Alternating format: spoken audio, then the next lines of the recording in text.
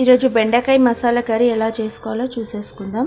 ముందుగా స్టవ్ వెలిగించి కడాయి లాంటిది పెట్టుకొని దాంట్లో బెండకాయలు కొంచెం నార్మల్గా ఫ్రై చేసుకోవాలి. ఫస్ట్ ఒక 3 or 4 టేబుల్ స్పూన్స్ ఆయిల్ వేసుకొని ఆయిల్ ఈ విధంగా వేడెక్కిన తర్వాత ముందుగా కట్ చేసుకున్న బెండకాయల్ని నార్మల్ ఫ్రై చేసుకోవాలి. కొద్దిగా ఫ్రై చేయాలి వీటిని ఈ విధంగా.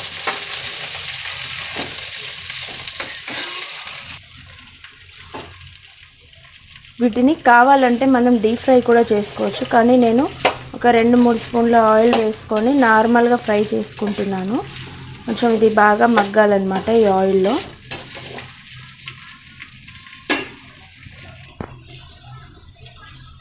ఈ విధంగా కొద్దిగా కలర్ చేంజ్ అవ్వాలి బెండకాయలు. ఇలా అయినప్పుడు మనం వీటిని తీసుకొని ఒక చిన్న పక్కన గిన్నెలోకి తీసేసుకోవాలి.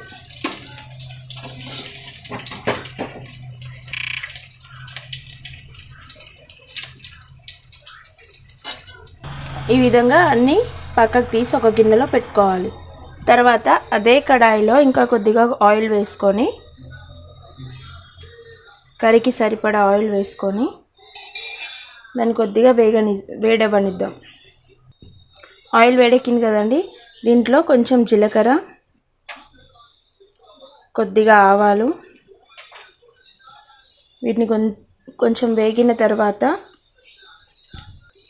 జీలకర్ర ఆవాలు వేగాయి కదండి, కొంచెం ఉల్లిపాయలు, నేను ఒక 2 ఉల్లిపాయలు చిన్నవి కట్ చేసుకున్నాను.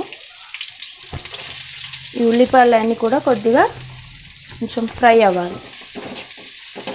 ఈ విధంగా ఫ్రై చేసుకోవాలి.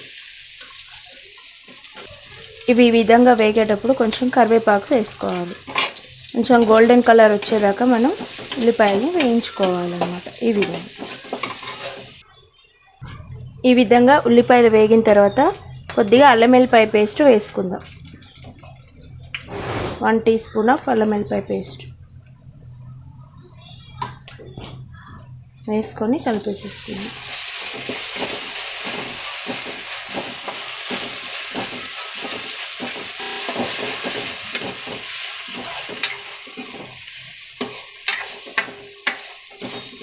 ఇది కొంచెం పచ్చివాసన పోయేదాకా వేగనిద్దాం. అల్లం వెల్లిపాయ పేస్ట్ వేగింది కదండి, దీంట్లో కొంచెం పసుపు వేసుకుందాం.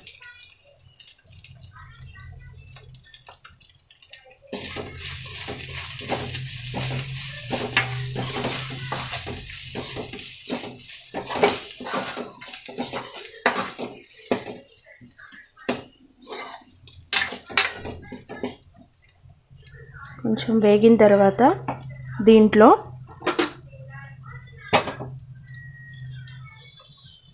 మీరు స్పైసీ ఏ విధంగా తింటారో ఆ విధంగా చూసుకొని కర్రీకి సరిపడా కారం. మా ఇంట్లో చాలా తక్కువ స్పైసీనెస్ అనేది, సో నేను కొంచెమే వేసుకుంటున్నాను. నేను కొద్దిగా ఉప్పు, కర్రీకి సరిపడా ఉప్పు,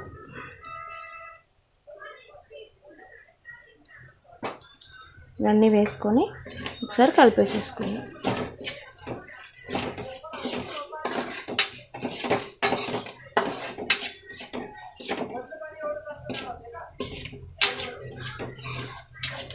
కొంచెం ఇవి మగ్గనిద్దామండి. కొద్దిగా మగ్గిన తర్వాత దీంట్లో నెక్స్ట్ ఇంగ్రీడియంట్ యాడ్ చేసుకుందాం. కొద్దిగా వేగిన తర్వాత ధనియాల పొడి, కొంచెం గరం మసాలా,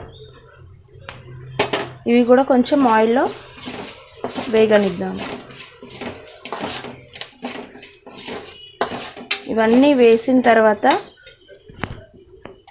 ఒక 2 టమాటోస్ని కట్ చేసుకున్నాను నేను. ఒక 2 టమాటోస్ వేసుకోవాలి. ఈ టమాటోస్ కూడా బాగా ఫ్రై అవ్వాలండి. ఇది ఫ్రై అయ్యేంత వరకు మనం మూత పెట్టేసుకుందాం. ఈ విధంగా మూత పెట్టేసుకుందాం. మనం మూత తీసి చూసుకుందాము టమాటాస్ వేగినాయా లేదా అని. చూడండి, ఈ విధంగా మంచిగా ఫ్రై కావాలి. టమాటోస్ అన్నీ ఉడకాలి. ఇలా ఉడికేటప్పుడు మనం దీంట్లో పెరుగు 1 కప్ తీసుకున్నాను. 1 కప్పు పెరుగు. మనం స్టవ్ సిమ్లోనే ఉండాలి. సిమ్లో పెట్టి దీంట్లో వేసేసుకోవాలి.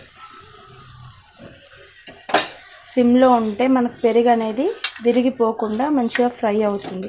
మీరు హై ఫ్లేమ్లో పెట్టుకొని చేశారంటే పెరుగు విరిగిపోతుంది.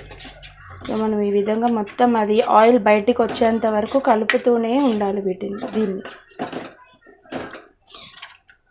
చూస్తున్నారు కదా, ఈ విధంగా కలుపుతూనే ఉండాలి. దాంట్లో ఉన్న ఆయిల్ మొత్తం మనకి పైకి తేలాలి. అప్పుడు కొద్దిగా మనకి పెరుగు అనేది దాంట్లో కలిసిపోయినట్టు ఉంటుంది.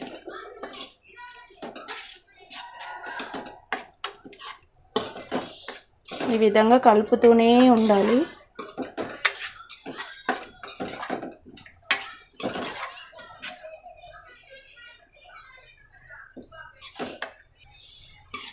చూసారు కదా, ఈ విధంగా ఆయిల్ అనేది పైకి రావాలి. అప్పటి వరకు మనం ఇలా కలుపుతూనే ఉండాలి. సో నాకు ఆయిల్ అనేది పైకి వచ్చేసింది కదా, దీంట్లో మనము ఇది కర్రీ అనేది పల్చగా కావాలి అనుకుంటేనేమో కొద్దిగా వాటర్ అనేది ఎక్కువ యాడ్ చేసుకోండి.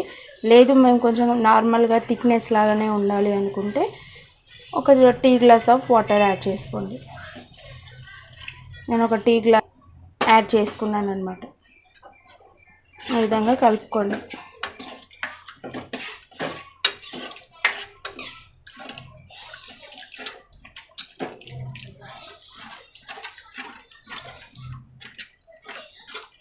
స్టవ్ మాత్రం సిమ్లోనే ఉండాలండి. మనం కొంచెం హై ఫ్లేమ్లో పెట్టామంటే ఈ పెరుగు అనేది విరిగిపోయినట్టు మనకు అవుతుంది.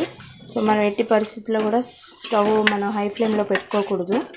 సో స్లోనే ఉంచి మనం ఈ విధంగా వాటర్ ఇట్లా ఫస్ట్ పెరుగు వేసుకున్న తర్వాత మొత్తం కలుపుతూనే ఉండాలి. ఆయిల్ పైకి తేలిన తర్వాత మనం 1 టీ గ్లాస్ ఆఫ్ వాటర్ వేసుకున్నాం. దీన్ని మాత్రం ఒక 2 మినిట్స్ మసలేదాకా ఉంచాలన్నమాట.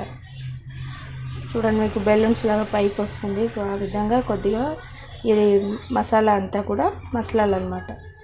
అది మసలడానికి మనం మూత పెట్టేసుకుందాం ఒక 2 మినిట్స్. స్టవ్ మాత్రం సిమ్లోనే ఉండాలండి. ఇప్పుడు చూద్దామండి మసులుతుందో ఏమో. ఈ విధంగా మసలాలి. మసిలేటప్పుడు మనం బెండకాయలు ఏవైతే ఫ్రై చేసి పెట్టుకున్నామో అవి ఇందులో వేసేసుకోవాలి. వేసుకొని ఒకసారి కలుపుకుందాము.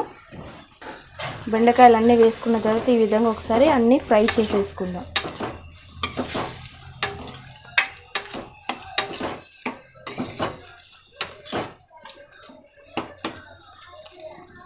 ఈ విధంగా వేసుకున్న తర్వాత మళ్ళీ ఒకసారి మూత పెట్టేసుకుందాం.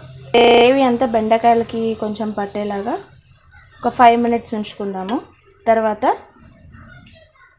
మన రెసిపీ అనేది రెడీ అయిపోతుంది. ఒక 5 మినిట్స్ మూత పెట్టేసుకుందాం. చూసుకుందామండి మగ్గిందేమో.